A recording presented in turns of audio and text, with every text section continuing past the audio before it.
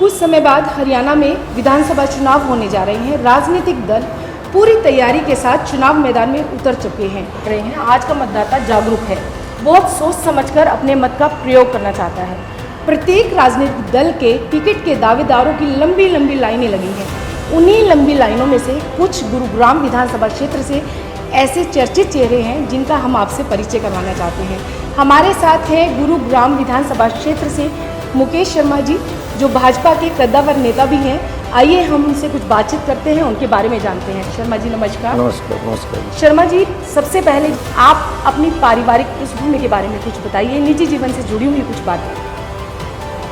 मैं भारतीय जनता पार्टी में, मुझसे पहले मेरे फादर साहब थे जी। वो उस टाइम ग्रामीण क्षेत्र था, तो मेरे फादर साहब ग्रामीण क्षेत्र के किसान मोर्चा के अध्यक्ष होया करते। और फिर मैं 2004 में भारतीय जनता पार्टी मैंने ज्वाइन करी और मैंने जो सक्रिय राजनीतिक होती है उसमें हिस्सा लिया। उसके बाद भारतीय जनता पार्टी ने मुझे सपोर्ट सेल का पूरा हरियाणा प्रदेश का संयोजक बनाया।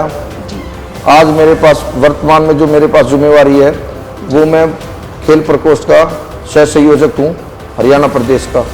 इसी माहौल से हम सब लोग चले हुए हैं। और गुड़गांव विधानसभा में मैं रेगुलर, क्योंकि मैं 2 बार चुनाव भी लड़ चुका हूँ विधानसभा का। हरियाणा का सबसे छोटा कैंडिडेट था जब मैंने विधानसभा का चुनाव लड़ा।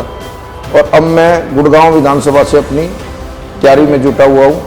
और भारतीय जनता पार्टी मुझे टिकट देगी तो मैं 10 बजे सीट जीत के भी दे दूंगा।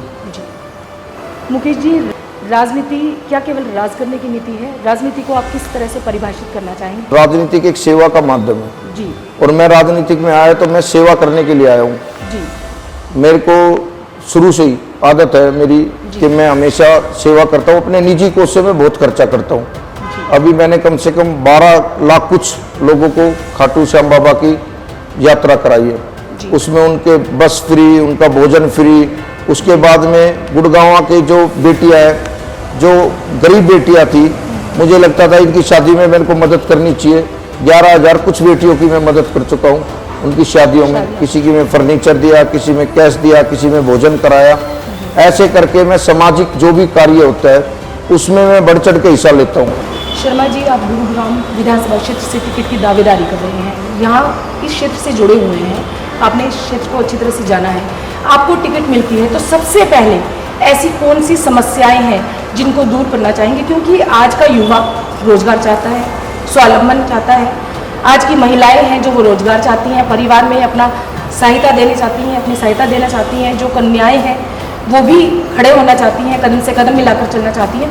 तो इस दिशा में आप कुछ बताना चाहेंगे? जो आप टिकट मिलते ही सबसे पहले मेरी ये रहेगा कि मैं अपनी क्षेत्र की जनता के लिए मुझे ये करना है। अभी आपने मेरे को रोजगार के बारे में बात की युवा साथियों के लिए। अभी मैंने अपने यहाँ पर कैंप लगाया था, रोजगार मेला। 7,500 बच्चों को मैंने उसमें जॉब दिलाई है। 1 लाख के करीब बच्चे आए थे। सबको जिसकी जैसे एजुकेशन के हिसाब से, जिसने जो डिग्री थी, जिसके पास कोई इंजीनियर था तो उसको इंजीनियर लगवाया, जो हमें लगता था कोई वेल्डर है उसको वेल्डर को लगवाया। जिस कंपनी में, जैसे आईटी कंपनी हमारे यहाँ पर बहुत ज़्यादा है, तो बहुत से बच्चों को आईटी कंपनी में मैंने लगवाया। तो 7,500 के करीब हमने जॉब दिलाई। और जो आप विजन पूछना चाहते हो, हम अपने क्षेत्र में आते ही सबसे पहले कार्य क्या करेंगे, हमारा सबसे पहला उद्देश्य ये है कि हम चाहते हैं कि हमारे यहाँ आयुक्त डिपो है 900 मीटर की। जो इस एरिया में आगे चलोगे आप तो यहाँ एक बहुत बड़ी समस्या है 900 मीटर की। वहाँ पॉपुलेशन बहुत ज़्यादा होगी। आयुक्त डिपो पहले था, वो तो जब पॉपुलेशन ज़्यादा हुई तो वहाँ पर मूलभूत सुविधा नहीं मिलती, जैसे बिजली, पानी, रोड, सिविल। हम चाहते हैं कि उन लोगों को मूलभूत सुविधा मिले और आयुक्त डिपो यहाँ से शिफ्ट हो। और आयुक्त डिपो जैसे शिफ्ट होता है यहाँ से, तो रेवाड़ी में एम्स आ गया, झज्जर में एम्स आ गया, तो गुड़गांव जैसे शहर में पीजीआई आना चाहिए। क्योंकि हिंदुस्तान का कोई भी प्रांत ऐसा नहीं होगा जिसके नागरिक गुड़गांव में ना रहते हो। और अब तो मैं जिले की चैलेंज कर सकता हूँ, कोई जिला ऐसा ना होगा पूरे भारतवर्ष में जिसके नागरिक गुड़गांव में ना रहते हो।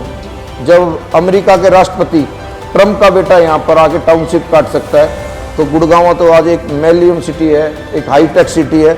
और उसके बावजूद भी हमें जब स्वास्थ्य की बात आती है तो हम सबसे पीछे हैं। अभी मुझसे एक मीडिया वालों ने भी मुझसे सवाल किया था कि भाई साहब सरकारी हॉस्पिटल के बारे में कुछ बताओ। मैंने कहा मैं सरकारी हॉस्पिटल नहीं जाता, मैं तो गुड़गांव जैसे शहर में पीजीआई होना चाहिए। ये मेरा सबसे पहला उद्देश्य है कि मैं बनते ही मैं अपनी विधानसभा में सबसे पहला जो अपना वक्तव्य रखूं, तो सबसे पहला ही मैं पीजीआई के बारे में बोलूं कि इस क्षेत्र में जरूरत है। आज आपने गुड़गांव में घूम के देख रहे हो, गुड़गांव जैसे शहर में हमारा बस स्टैंड जो गुड़गांव का है वो आज से 50 साल 100 साल पहले भी ऐसा ही था और आज भी ऐसा है। हमें ये लगता है कि गुड़गांव जैसे शहर में जब उतरे आदमी बस स्टैंड पे, तो उसको ऐसा लगना चाहिए कि वास्तव में ही कोई बहुत अच्छा बस स्टैंड बना है, उसमें वाईफाई हो, उस पर रेस्ट करने की सुविधा हो, उस पर जब बसें आएँ तो लगे कि वास्तव में यहाँ पर बहुत अच्छी सुविधा है, मतलब हाईटेक होना चाहिए बस अड्डा, कि हमें लगे कि ये हमारी सुविधाओं से पूर्ण होना चाहिए। हाँ, हमें हमारी योजना है ये सब लोग। जब अच्छी सुविधा होगी तो लोग बैठ भी सकते ना। जी बिल्कुल। अब हमारे यहाँ पर गुड़गांव जैसे शहर में जी। हमारे से अच्छा तो मेवात का बस स्टैंड है, लेकिन हम ये चाहते कि वो अच्छा बने। अच्छा बनेगा तो उसमें हमारी भी भागीदारी रहेगी कि हम चाहें हम विधायक बने तो ये कार्य हम सब लोग करें। तीसरी हमारी योजना जो आप सबके बीच में, हमारे यहाँ एक सेक्टर 5 का ग्राउंड है, उस सेक्टर 5 के ग्राउंड में एक इंडोर स्टेडियम बने कि बच्चे अब गलियों में क्या खेलेंगे बच्चे, छोटी छोटी गलियों में बच्चा क्या खेल सकता है। हम चाहते हैं इंडोर स्टेडियम बने, कोई बैडमिंटन खेले, कोई वॉलीबॉल खेले, कोई लॉन्ग टेनिस खेले, उसके अंदर ही सारी गेमों की सुविधा हो, रेसलिंग हो, कबड्डी हो, कुश्ती हो। ऐसे करके हम सोच रहे कि ऐसी एक ऐसा स्टेडियम बने जो इंडोर स्टेडियम हो।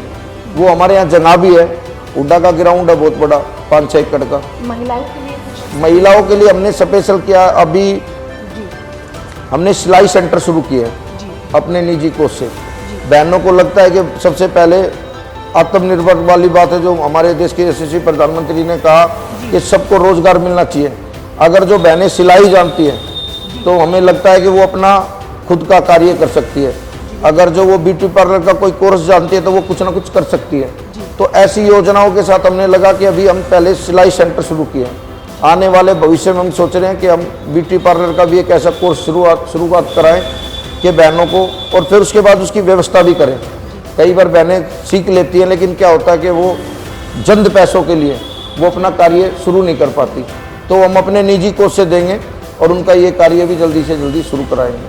हमारे यहाँ पर औद्योगिक क्षेत्र में एक्सपोर्ट का काम बहुत ज़्यादा है, तो हमारे जो थैले भी हैं बन के आते हैं, वो थैले भी हम यही प्रयास करते हैं कि भारत को प्लास्टिक मुक्त बनाना है, तो हम उन थैलों को भी बहनों को दें काम वो, और वो उनको काम मिलेगा तो हमारे लिए थैला भी बनाएंगी, उनको भी पैसे का एक व्यवस्था बनेगी। ऐसी छोटी छोटी विषय पे हम सब लोग अभी आने वाली 7 तारीख को हम अपने एरिया में तीज उत्सव बना रहे हैं। तीज उत्सव पे तो हम जितनी भी बहनें पार्लर वाली है उनसे हम कॉन्टेक्ट में हैं, उनके वहाँ पर जो भी मेहंदी लगेगी उनका जिस बहन को फ्री ऑफ कॉस्ट होगा वो, उससे उनको भी काम मिलेगा और बहनों को भी लगेगा कि कोई भाई उसके साथ खड़ा है। ऐसी योजनाओं के साथ हम बहनों के साथ चले। और अभी देश के यशस्वी प्रधानमंत्री नरेंद्र भाई मोदी ने एक काम चलाया है लखपति दीदी वाला, जो आज की डेट में पहले पुरुषों के नाम कोई भी प्लॉट हुआ, कोई लैंड हुई, वो पुरुषों के नाम होती थी। अब सरकार की तरफ से जो योजना मिलेगा, जो प्लॉट मिलेंगे, वो लखपति दीदी इसलिए भी बनाई गई है क्योंकि वो प्लॉट भी उनके नाम होगा। एक ड्रोन से खेती के बारे में बहुत मेरा तो सारा शहरी इलाका है, इसमें तो ऐसा कोई काम ही नहीं है, लेकिन आउटर हरियाणा में इससे महिलाओं को आत्मबल हाँ, निश्चित रूप से बढ़ेगा और मनोबल भी बढ़ेगा और एक रोजगार भी मिलता है। और जो हम सोचते हैं कि रोजगार इतना बड़ा विकसित हरियाणा में, तो हम चाहते हैं कि कोई भी बहनें ये ना कह पाए कि हमें काम ना मिला। दर्शकों, मुकेश जी के साथ बात करके बहुत अच्छा लगा। जहां लोकसभा चुनाव 2024 के बाद कांग्रेस पूरे जोश के साथ चुनावी मैदान में उतर चुकी है, वहीं भारतीय जनता पार्टी भी अब बहुत सजग है। ऐसे उम्मीदवार को वो पार्टी टिकट देगी जो जीत के साथ उनके सिर पे ताज सजाने की सामर्थ्य रखता है। हमें मुकेश शर्मा जी से बात करके बहुत अच्छा लगा और हम ये मंगल कामना करते हैं कि आप विजयी रहें। और दर्शकों, हम फिर आपसे बहुत जल्द मिलते हैं सत्ता के दावेदार अपने प्रोग्राम में talk show with doctor Indu Bansal के साथ। धन्यवाद।